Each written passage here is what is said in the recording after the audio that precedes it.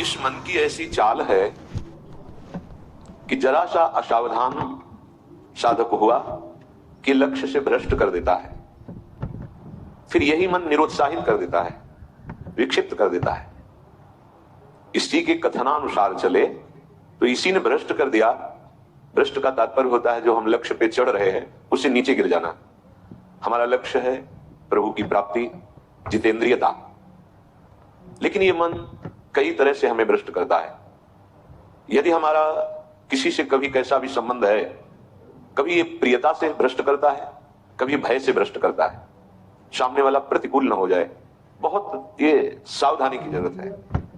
ये कभी भय करके कभी प्रियता दिखा करके प्रियालाल से विमुख मार्ग का अनुसरण करता है, फिर ये इतना जलाता है, इसी ने भ्रष्ट किया, इसी ने मार्ग से गिराया, और यही इतना जलाता है कि फिर निरुत्साहित कर देता है, भगवत मार्ग में चलने लायक नहीं रखता है। बहुत कृपा पात्र और सुजान उपासक वही है जो इस दुष्ट की दुष्टता को पहचानता रहे। बाहर कोई शत्रु नहीं है, बाहर कोई हमारा कुछ नहीं बिगाड़ सकता। हमारा बिगाड़ने के लिए पर्याप्त है हमारा मन।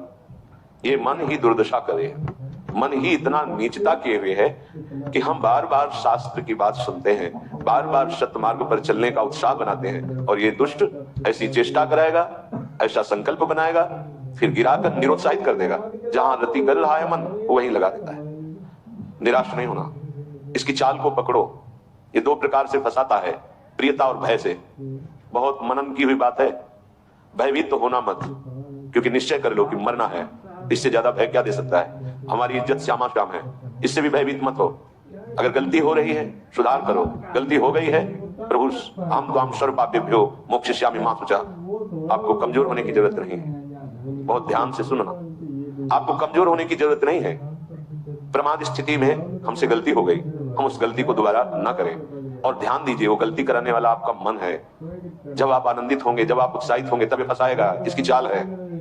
इसीलिए उदासीन अति रही गोसाई, जो उदासीन रहता है उसकी नजर अपने मन पे रहती है, और जरा सी भी उन्मत्तता आई कि फिर मन जो है वो ऐसी जगह फंसाता है। इसलिए बचो, इस दुष्ट की चाल बहुत विचित्र है, और जहां ये पवित्र हो जाता है तो यही भगवत स्वरूप हो जाता है। इसके लिए निश्चय करना पड़ेगा, प्राण चाहे चले जाएं, अब हम न प्रियतावश न भयवश गलत नहीं करेंगे। इसे पकड़ो। श्रीपाद प्रबोधानंद जी कह रहे हैं, श्री राधिके त्वं यदि न प्रसीदे सीदे मद्राप्य मुदि विजब्धि तदेश वृंदावन गात्मलोकः कृपा कटाक्षेण सदेक्षणीय।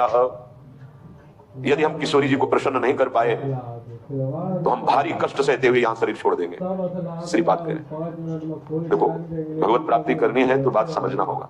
हम ये अंदर की बात कह रहे हैं, बहुत अंदर की पढ़ी हुई बात कर रहे हैं, यहाँ के रजिस्टर की पढ़ी हुई बात कर रहे हैं। ये बहुत दुष्ट मन है, बहुत दुष्ट। पूरे जीवन इस पर विश्वास न करें। यहाँ की पढ़ी बात कह रहे हैं, हृदय की बात को कह रहे हैं, खूब सूक्ष्मता से चिंतन की हुई बात कर रहे हैं। भक्ति के आनंद का जहां उल्लास प्रकट होता है वहीं खसक जाता है, बचा के निकलता है, और प्रियता या भय दिखा करके फंसा देता है। मत भयभीत होना, इससे बिगाड़ तुझे जो कुछ बिगाड़ना है। जो कुछ अब हो, अब गलत नहीं करेंगे, भयभीत मत होना। और प्रियता तो है ही नहीं, कौन प्यार करता है? प्रियता तो है ही नहीं। ये केवल प्रियता का भाव दिखाकर हमें परम प्रिया से विलग करना चाहता है। इतने बड़े महापुरुष जो ब्रह्मबोध संपन्न है, बहुत बड़ी स्थिति होती है ब्रह्मबोध, कोई साधारण बात नहीं है। वो जब इस प्रेम रस मार्ग का रसास्वादन वृंदावन रस का हुआ तो उनको थोड़ी जरूरत रह गई अब प्रेम की।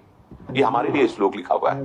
महापुरुष जन जो अपने अनुभव वर्णन करते हैं वो हमारे लिए वर्णन करते हैं। कह रहे श्री राधिके त्वं यदि न प्रसीदे, यदि मैं आपको प्रसन्न नहीं कर पाया इस जीवन में, तो कह रहे हैं आप बहुत कष्ट सहते हुए पीड़ित चित्त के द्वारा मैं अपना देहावसान कर दूंगा, देह छोड़ दूंगा, पर आपसे विपरीत आचरण नहीं करूंगा। बस यहाँ रुकना होगा, यहाँ पकड़ो, यहाँ बैठा लो हृदय में बात। इतना बहिर्मुख हो चुका है उपासक कि वो पकड़ ही नहीं पाता है अपने अंदर की कमी को। वो अंदर ही अंदर वो खोखला करके, निराश करके बस केवल जीने में लगा देता है। खाया पिया सोया खेला कूदा, समय कट रहा है, बढ़िया है।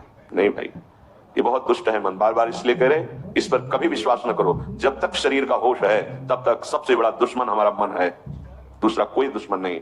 इस दुश्मन को देखते रहिए, ये 5 ज्ञानेंद्रियों को साथ लेकर हर समय हमारे पतन का प्लान करता रहता है, पतन का संकल्प बनाता रहता है। ये बहुत नीच उतर गया है। इसे उच्च चढ़ाने के लिए जो नाम, जो मंत्र, जो आश्रय है, उसको इस कोटि से लेना होगा कि यदि आप प्रसन्न नहीं हुई लाडली जी, तो भयानक पीड़ा और कष्ट सहते हुए जानबूझकर हम अपना शरीर यहां छोड़ देंगे आपके धाम में, पर आपके विपरीत आचरण नहीं करेंगे। प्रतिकूलेश्वर वर्जनम। श्री वृंदावन में हमें आपका कृपा कटाक्ष चाहिए, आपका साक्षात्कार चाहिए, आपकी प्रसन्नता चाहिए, नहीं तो अपने जीवन को कष्टमय रखते हुए यहां प्राण त्याग देंगे।